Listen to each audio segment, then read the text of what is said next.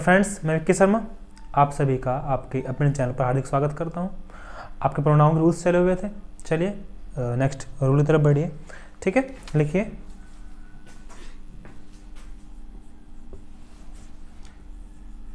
Gerund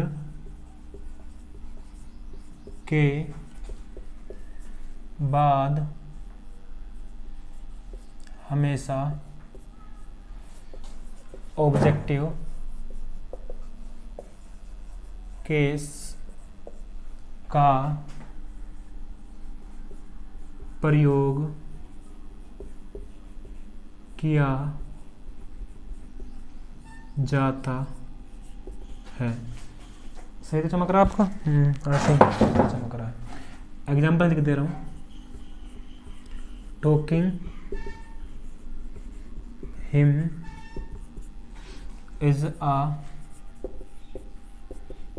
difficult work for me। और लिख लीजिए listening her songs was a fortunate for all of us। 1 second रुकिए। अच्छा, लिख लिया आपने? ठीक है, देखिए जीरंड है। ठीक है, जीरंड जो होता है ना आपका, वो होता है वर्ब की फर्स्ट फॉर्म में आपकी आईएनजी लगाई जाती है। हालांकि ये चैप्टर अलग से आएगा, ठीक है, परंतु फिर मैं बता दे रहा हूँ आपको। वर्ब की फर्स्ट फॉर्म में जब आईएनजी लगाते हैं तब क्या होता है, तब आपका जीरंड का निर्माण होता है। ठीक है दोस्तों, तो अगर आपका जीरंड आया है तो उसके जस्ट बाद आपका ऑब्जेक्टिव केस का प्रोनाउन लगाएंगे। आपको पता है भाई, उस दिन मैंने आपको क्या बताए थे, आपको सब्जेक्टिव केस बताए थे सारे के सारे। तो सब्जेक्टिव और ऑब्जेक्टिव केस सभी के सभी बताए थे। भाई आपका जो होता है आई होता है, और आप क्या यूज करते हैं, और वी यूज करते हैं, ही और सॉरी पहला भी यू लिख लीजिए, यहाँ पर यू यूज करते हैं, सी यूज करते हैं, इट, दे यूज करें आपने। आई का होता है आपका मी, वी का होता है अस, यू का यू ही रहेगा, सी का हर होगा, हिम ही नहीं है, ही का होता है, इसमें हिम लिख लेना, ही भी। इट का इट ही रहेगा, दे का देम रहेगा। ठीक है दोस्तों, मैंने बता दिया, उस दिन ही बताया था अलग से एक, मतलब वीडियो पूरी की पूरी इसी पर आधारित है, जिसे मैंने आपको केस अलग अलग बताए हैं। अगर क्लियर ना हो रहे हैं तो आप वहाँ जा करके देख सकते हैं। तो जहाँ भी आप ऑब्जेक्ट इसका जीरंड का प्रयोग करेंगे वो जस्ट बाद मित्रों आपका ऑब्जेक्टिव केस आना चाहिए, हिम। अगर आपने यहाँ पर ही का प्रयोग कर दिया तो गलत होगा। Talking him is difficult work for me, उससे बातें करना मेरे लिए एक कठिन कार्य है। ओके, आगे देखिए, लिसनिंग हर सॉन्ग्स, उसके गाने सुनना या उसके संगीत सुनना, was a fortunate for all of us, हम सभी के लिए एक भाग्य वाली चीज़ थी। Clear? I think that rule clear हुआ होगा। ठीक है, चलिए उतार लीजिए, कुछ उतारना हो तो आगे बढ़े, नहीं तो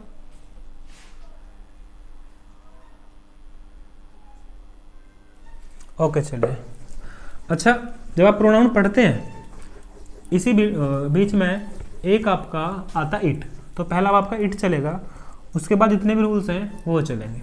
ठीक है, देखिए गेल लीजिए आप बड़े बड़े अक्षरों में इट। देखो इट है क्या एग्जैक्टली, इट एक इंट्रोडक्टरी सब्जेक्ट है। ठीक है, अगर आप इसे यूज करते हैं तो as a introductory subject use करेंगे, किसी और प्रकार से आप इसका प्रयोग नहीं करते। हालांकि करते और भी तरीके से हैं, ठीक है, बट नॉर्मली आप इसी प्रकार से यूज करते हैं इसका। क्लियर? आप जानते हैं, अपनी चीज़ सुनी होगी कि भाई जितने भी निजी वस्तु हैं उनके लिए इट का प्रयोग करते हैं, या फिर जो जेंडर बियास्ड नहीं है, मतलब जिन्हें देखकर आप ये ना पता लगा सकें कि भाई इट का प्रयोग सॉरी कि है आपका मेल है तो फीमेल, तो उसके लिए भी आप इट का प्रयोग करते हैं। ठीक है, पहला आप इट को लेकर रूल लिखिए।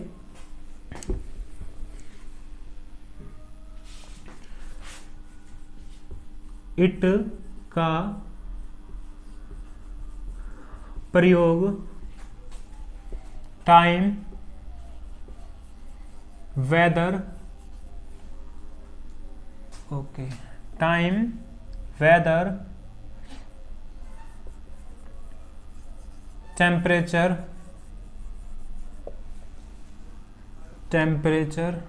कंडीशन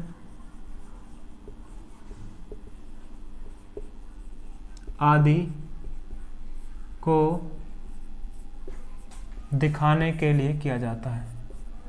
आदि को दिखाने के लिए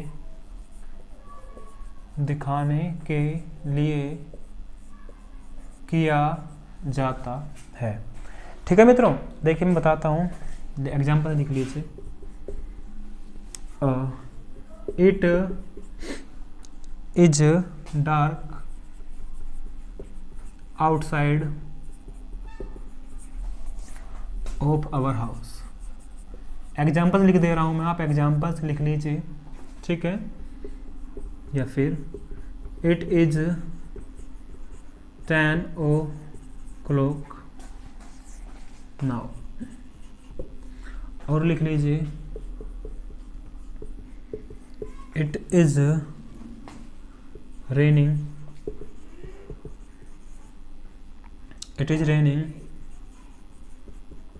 आउटसाइड। ठीक है। या फिर आप लिख लीजिए इट इज विंटर, या फिर इट इज कोल्ड, या फिर इट इज स्प्रिंग। ठीक है। और भी लिख सकते हैं आप इट इज हॉट, या फिर इट इज अप्रोक्स। ठीक है, सेंटेंस आ रहे हैं। ठीक है, इतने काफ़ी हैं, लिख लीजिए आप, फिर बताता हूँ आपको।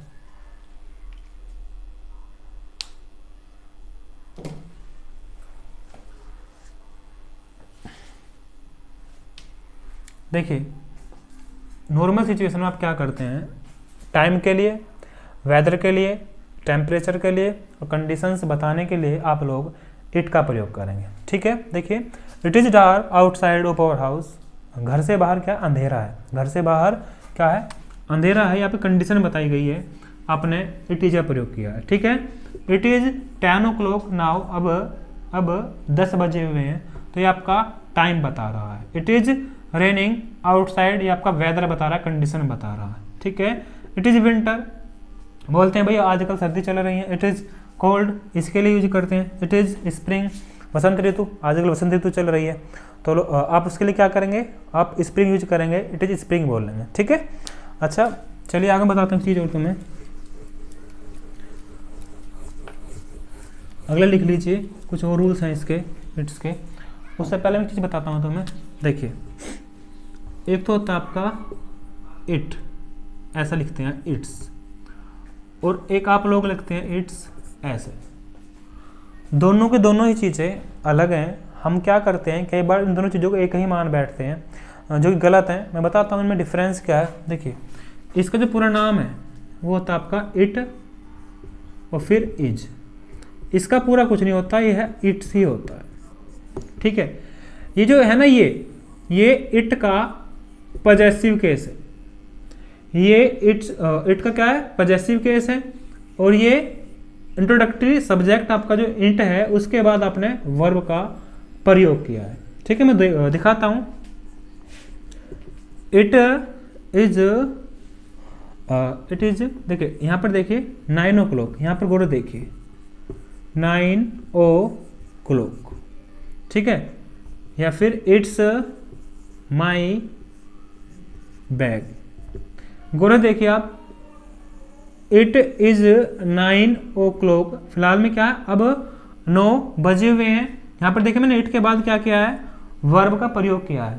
क्या किया है, वर्ब का प्रयोग किया है। और देखिए यहाँ पर इट्स माई बैग, यह है मेरा बैग है। अब मैंने क्या किया, यहाँ इट्स नॉर्मल यूज कर दिया, ये यूज नहीं किया। अगर केवल मैं ऐसे यूज कर दूं गलत हो जाएगा, क्योंकि पूरा नाम इसका इट इज ही है। मतलब इट्स का पूरा नाम इट इज होता है, और इट्स होता है केवल आपको पोजेशन में यूज। किस में यूज होता है दोस्तों, पोजेशन में। ठीक है। आगे लिखिए, इट का प्रयोग लिख लीजिए, मैं लिखा देता हूं। इट का प्रयोग वहां भी किया जाता है जहां पर हमें जेंडर का पता न लग पा रहा हो। ठीक है, देख लीजिए आप, ये देखिए, baby is playing with its toys. ठीक है, यहाँ पर इट्स भी दिखा आ रहा है, साथ साथ वो रूल भी क्लियर हो जाएगा थोड़ा सा। और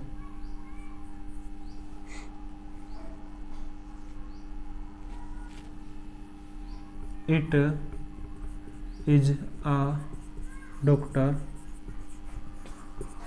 who can save a man's life. गोरे देखिए, आप यहाँ पर बेबी और डॉक्टर, ये आपके जेंडर ब्यास्ड शब्द नहीं है, मतलब ये कॉमन वर्ड है। आप इन्हें मेल के लिए भी यूज कर सकते हैं और फीमेल के लिए भी यूज कर सकते हैं। समझ में आई बात? जैसे बेबी है, आप देख कर पता नहीं लगा सकते। जैसे मान लीजिए आप कोई बच्चा बोल रहे हैं, तो आप देख कर पता नहीं लगा सकते नॉर्मली कि भाई वह मेल है या फीमेल, जब तक सिचुएशन क्लियर ना हो। अगर तुम्हें पता चल जाए कि वह लड़का है अथवा लड़की, फिर तो आप यूज करेंगे ही और सी का। किसका यूज करेंगे दोस्तों? फिर तो यूज करेंगे आप ही और सी का। परंतु जब तक तुम्हें ना पता हो कि वह जो नाउन है वो कैसा है, भाई मेल है अथवा फीमेल, तब तक आप यूज करेंगे किसका? इट का। किसका यूज करेंगे? इट का। और ऐसे बहुत सारे नाउन आपके, डॉक्टर है, इंजीनियर है, टीचर है, कारपेंटर है, जितने भी आपके मतलब ये स्किल वाले वर्क हैं, सभी के सभी आपके जेंडर ब्यास्ड नहीं है, जेंडर फेवर नहीं करते। आप मेल और फीमेल दोनों के लिए आप उस शब्द का प्रयोग कर सकते हैं। ठीक है दोस्तों, तो उतार लीजिए आप इसे।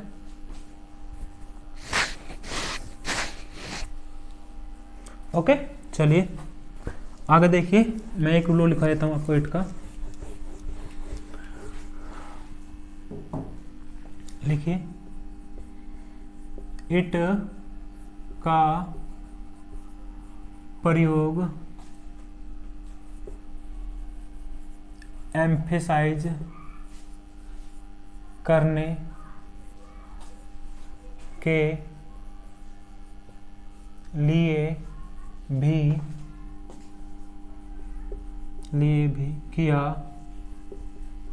जाता है। एग्जाम्पल लिख देता हूं, it's my responsibility to teach you on time। ठीक है, it's my mobile and I will not give you it।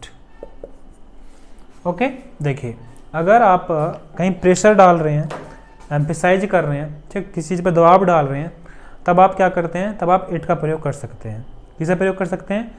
It का प्रयोग कर सकते हैं। देखिए, it's my responsibility to teach you on time. यह मेरी जिम्मेदारी है कि मैं तुम लोगों को समय पर पढ़ाऊँ। मतलब आप प्रेशर दे रहे हैं, तब आप चीज़ों को लिख रहे हैं। जब आप प्रेशर देते हो तो क्या कर सकते हैं? आप इट का प्रयोग कर सकते हैं। ठीक है, अगला देखिए, it's my mobile and I will not give you it. यह मेरा मोबाइल है और मैं इसे तुम्हें नहीं देने वाला हूँ। ठीक है दोस्तों, और चलिए, तो ये इट का था। ठीक है, आगे बढ़ते हैं, उतार लीजिए आप।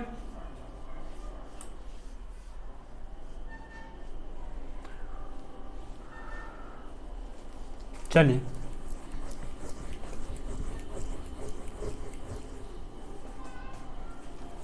लिखिए, इट का सिस्टम खत्म हुआ। ठीक है, दोबारा से आप प्रोनाउन की तरफ बढ़िए। ठीक, यदि दो सब्जेक्ट्स के बीच तुलना हो रही हो, तब दोनों प्रोनाउन का केस सब्जेक्टिव रहेगा, सब्जेक्टिव रहेगा। जैसे देखिए मैं बताता हूँ,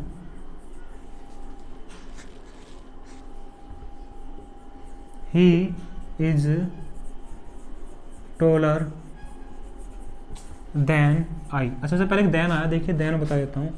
देन दो होते हैं, एक तो THAN और एक THAN। इसका प्रयोग आप कंपैरिजन के लिए करते हैं, तुलना करने के लिए, और इसका प्रयोग आप तब के लिए करते हैं, मतलब आफ्टर देन, बाद के लिए करते हैं। दोनों याद रखना, ये कंपैरिजन के लिए यूज करते हैं आप लोग, और इसे क्या कब के लिए यूज करते हैं, यूज करते हैं आप बाद के लिए, ठीक है। आफ्टर देन बोलते हैं लोग उसके लिए। तो देखिए यहाँ पर he is taller than I, ठीक है, या फिर Akshay is more talented than you. यहाँ पर देखिए ही और अक्षय दोनों ही सब्जेक्टिव केस में यूज किए हैं हमने, ठीक है। तो यहाँ पर भी जो आपका आई है और यहाँ पर देखिए यू, ये दोनों ही आपके सब्जेक्टिव केस में जाने अनिवार्य हैं। आप ऐसा नहीं है आई काट करके आप मी नहीं कर सकते। अगर आपने लिखा ही इज टॉलर देन मी तो गलत हो जाए, क्योंकि आपका ही जो है ना वो सब्जेक्टिव केस है। ही कैसा है, सब्जेक्टिव केस है। जब सब्जेक्टिव केस है तो आप आपका जो मतलब बाद वाला प्रोनाउन है उसे भी आप सब्जेक्टिव केस में यूज करें, ठीक है दोस्तों। तो आज के लिए इतने काफ़ी था, कल फिर से मिलेंगे नेक्स्ट वीडियो में, तब तक के लिए thanks, have a nice day.